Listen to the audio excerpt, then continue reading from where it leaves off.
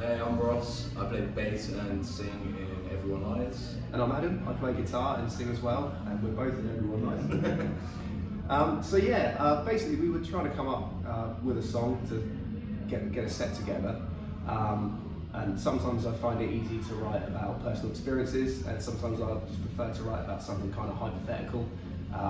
That can often be easier, to be honest. It's kind of a storytelling. Tell a story that's not necessarily too emotionally linked to anything that's going on in your life at the time. And something I was doing a lot of the time was playing the video game Fortnite. Because my son, he was 12 at the time, and it's all he was interested in. And I was trying to build some bonds and spend some time with him, and so I had to pick up the Xbox controller and try and play this video game, which I couldn't do at all. But one day I was on in the background, and there's a character in there called TNTina, and I just started humming a tune, and it came out as TNTina, when can I see you? And it just kind of had a nice little catchy tune to it. And me and the kids ended up sort of singing that line all weekend. So I decided, you know what, I'm going to sit down and put that to an actual song.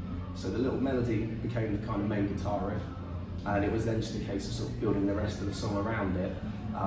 As far as the lyrics were concerned, they came quite quickly. It was just a case of sort of looking at sort of traditional kind of pop punk love song themes, that kind of unrequited love, very popular in the genre.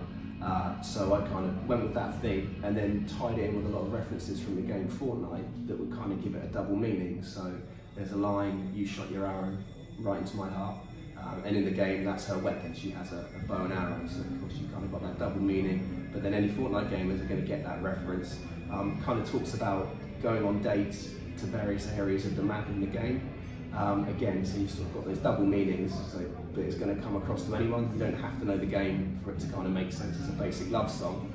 But then, you know, from the Fortnite angle, it kind of just gives it that kind of extra sort of layer, just makes it a bit different. It's not kind of your standard love song.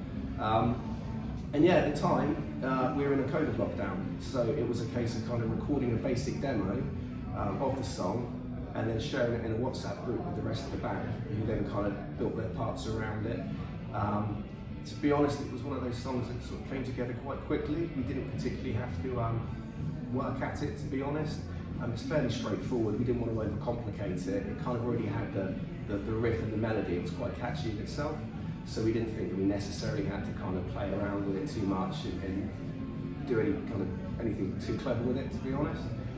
So it was one that kind of the first demo was more or less exactly how it ended up.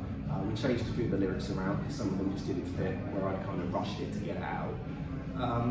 But yeah, it's one of our kind of more popular songs, I think. Yeah, people tend to listen to it, and as soon as they realise who we are, like on stage, they're like, "Oh, you're those guys that play the TNTina or something." Yeah, and we tend TNTina's awesome. to finish the set on it because again, it's got that kind of catchy melody that you want to keep there. And yeah, we went in and recorded it at the Ranch Production House with David George. He's worked with some other good bands in the genre. He's worked with Creeper, Boston Manor. Recently put an album out for Miss Vincent, which was really good. So again, he kind of gives us a bit of guidance.